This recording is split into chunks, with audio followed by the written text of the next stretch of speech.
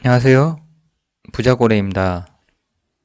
네, 오늘은 이제 제목에서 보시는 바와 같이 대한민국에서 대출을 사용하지 않고 부자가 되는 방법은 뭐가 있었는지 그에 대해서 한번 얘기를 나눠보고자 합니다.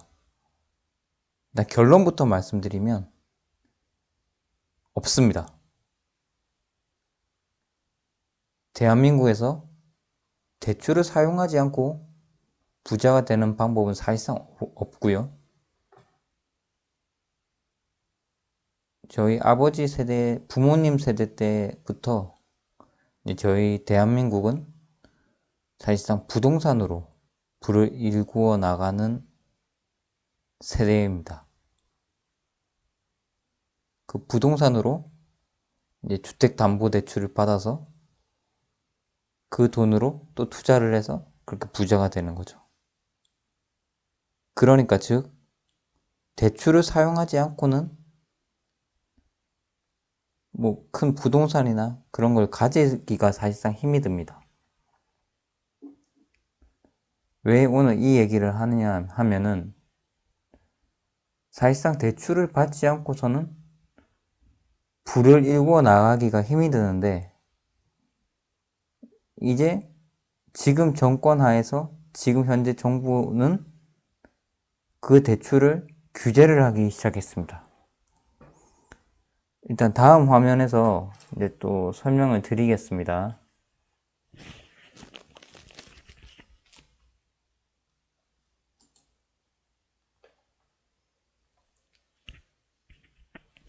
네. 신용대출 본격적 규제 시작이고요. 이제 각 은행들이 이제 11월 30일부터 이제 고소득자 신용대출을 제한을 하기 시작했습니다. 이제 고소득자 신용대출을 제한을 했는데, 문제는 고소득자만 한 게 아닙니다. 연봉 8천만 원 이하의 직장인들도 심사를 강화를 한 거죠. 이 부분이 중요합니다. 연봉 8천만 원 이하면은 저도 지금 회사를 다니는 직장인이지만 한 100명으로 치면 한 90% 정도? 90% 정도가 8천만 원이 안 될 겁니다. 물론 연봉이 아주 높은 대기업에서는 그 비율이 낮을 수 있겠죠. 예를 들어서 삼성전자, 뭐, SK, 그 다음에 LG, 그런, 현대자동차, 그런 대한민국에서 손가락 안에 드는 그룹에 다니는 직장에서는 이 비율이 낮을 수도 있어요. 근데 하지만 보통 연봉 8천만 원 이하는 거의 웬만한 직장인들 다 포함된다고 생각하시면 됩니다. 그 회사의 임원이나 아주 높은 직급, 임원에 해당하는 직급이 아니고서는요. 물론 회사의 부장이나 실적이 아주 뛰어난 차장 부장들은 해당이 될 수는 있겠죠. 8천만 원 이상이 될 수 있겠죠. 어쨌든 보시면은 이 은행권이 소득이 8천만 원에 미달한 사람에 대해서도 대출 심사를 대폭 강화한다는 겁니다. 결국 예를 들어서 한 7천 대출이 소득이 8천만 원이면 한 2배 정도 해가지고 한 1억 6천 정도 대출이 나온다고 치면은 이제 이거를 8천만 원 대출 받는 사람이 8천만 원 소득인 사람이 맥시멈 1억 정도, 그러니까 한도 자체를 낮춰버리는 겁니다. 지금 이렇게 대출 조이기를 하고 있어요. 왜? 부동산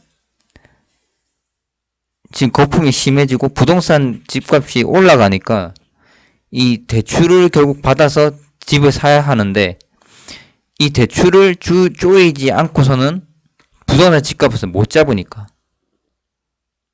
물론 저도 집은 없지만 하지만 이거는 경제학적인 기본 측면에서 보면은 수요와 공급 측면이거든요. 아파트를 살고자 하는 사람이 많은데 아파트를 지어야죠. 그런데 계속 뭐 호텔 주택 얘기하고 있고 뭐 임대주택 얘기하고 있으니 그 부분 자체가 넌센스라는 겁니다. 이제 다음 이제 연결되는 기사를 보실게요. 이제 국민은행은 이제 1억이 넘거나 연소득 200%에 초과하는 신용대출에 대한 심사를 강화하기로 했다. 23일부터요. 참고로 저도 30일 전에 미리 대출을 조금 받을 수 있는 만큼 받았습니다. 왜? 대출 규제가 본격적으로 들어가면은 기존에 뭐 예를 들어서 10이라도 받을 수 있는 걸 나중에는 아예 받지를 못하니까요. 그러면 이 10이라는 자금을 사용할 수 있는 기회조차 없어지는 거죠. 지금 이렇게 지금 나라가 대출 규제를 하고 있습니다. 굉장히 쉽지 않은 상황이에요, 이거는. 다 지금 뭐 고소득 신용대출을 막겠다고 하는데 앞에서 보는 바와 같이 일반 연봉 8천만 원 이하 한마디로 모든 사람들의 대출을 다 줄이겠다는 겁니다. 심사를 강화하겠다는 겁니다. 근데 30일 전에 일단 대출을 받은 사람은 일단은 받았기 때문에 그 부분에 대해서는 건드리지 않을 거고요.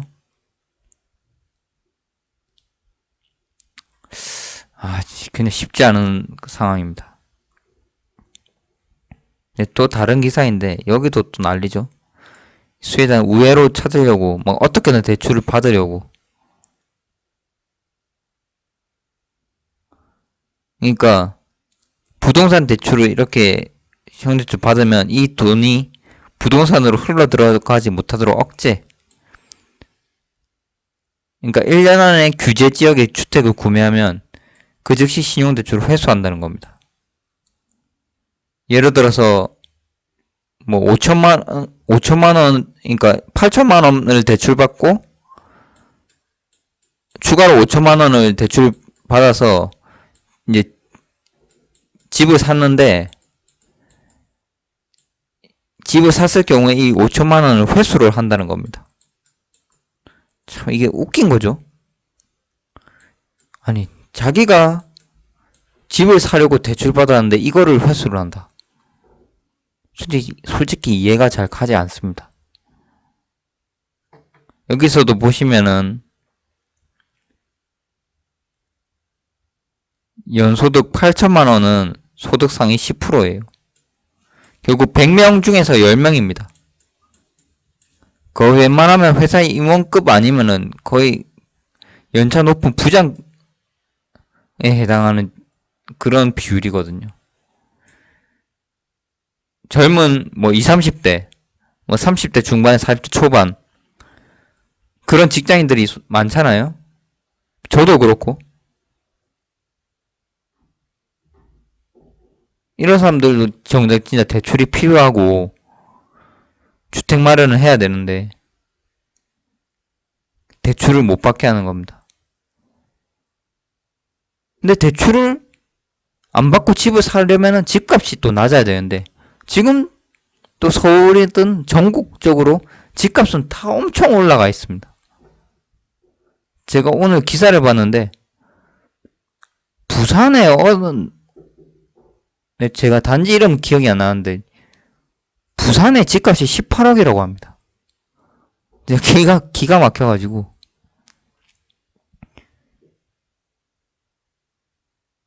아니 현금을 5억을 한 3억에서 5억 가지고 있기도 힘든데 일반 직장인이 10억짜리 집을 어떻게 현금 100%를 다 살 수 있습니까?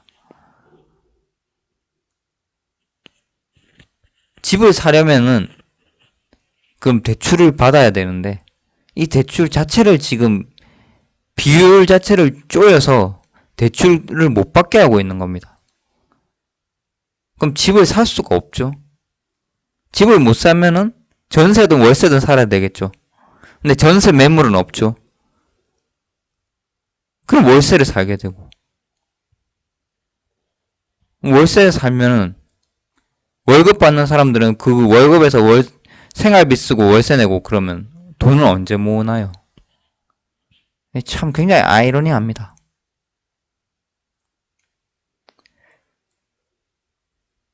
제가 오늘 설명하고자 하는 핵심적인 사진인데요. 한번 잘 보시기 바랍니다.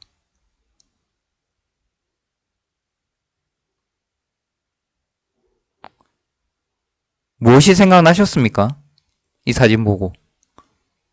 삭막하고 비정한 인간관계 아닙니다. 부자가 될 수 있는 마지막 사다리가 끊어진 것이죠. 딱 설명을 드릴게요. 이 사람이 이제 사람 대 사람으로 치면 뭐 여기 빠진 사람을 구해줘야 되는데 사다리가 있습니다. 근데 안 꺼내줘. 있어요, 분명히. 방법이. 근데 제시를 안 합니다. 솔루션이 있는데도 제시를 안 합니다. 이게 곧 현재 정부, 그리고 여기는 이제 중산층, 뭐 무주택자, 이 사다리가 결국 대출이 돼서 올라가서 이제 집을 가지거나 부자가 될 수 있는 길을 만드는 겁니다. 근데 이 사다리를 안 줍니다. 걷어찬 거죠. 방법이 있는데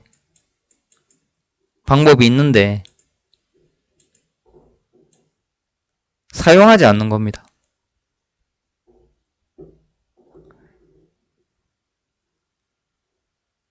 여기에 그러면 빠진 사람들은 대단히 많아지겠죠. 다수죠.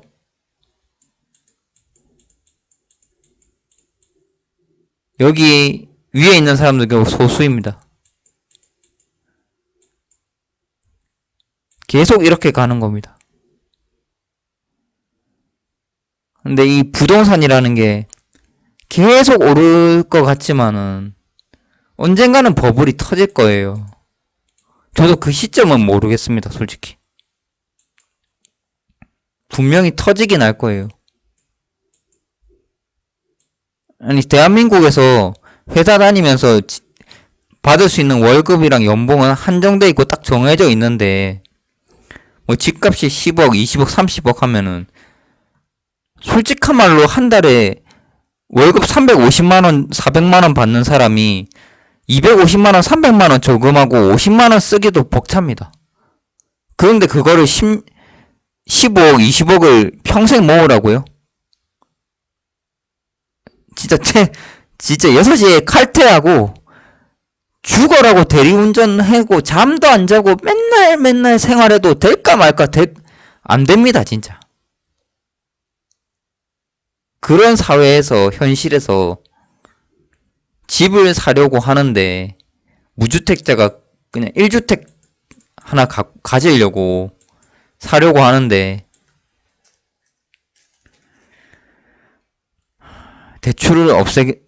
대출의 방법을 있는데도 대출을 그냥 없애버리는 거는 참 그냥 똑같이 못 사는 사람들 많이 양산을 하는 거랑 다를 바 없다고 생각합니다. 현재 정부는 세금을 많이 거두려고도 하지만은 궁극적으로 부자가 되는 것을 원치 않아 합니다. 좀 민감한 얘기일 수는 있는데 대주주 3억 요건도 사실상 그 부분이랑도 밀접해요. 세금을 많이 거두려는 부분도 있지만 궁극적으로 대한민국에서 부자들이 양산되는 것을 원치 않아 하는 겁니다. 아주 적은 소수가 가난한 많은 다수를 계속 지배를 해서 결국 참 이런 이야기까지 해야 될지 모르겠지만 한반도가 지금 두 개의 국가로 나누어져 있는데 하향 평준화, 정상인데 비정상화로 되는 과정을 지금 겪고 있는 겁니다.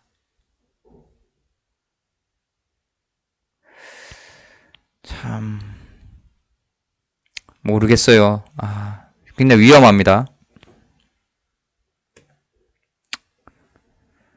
일단 그래서 근데 저는 마지막으로 좀 말씀드리고 싶은 건 그렇다고 11월 30일부터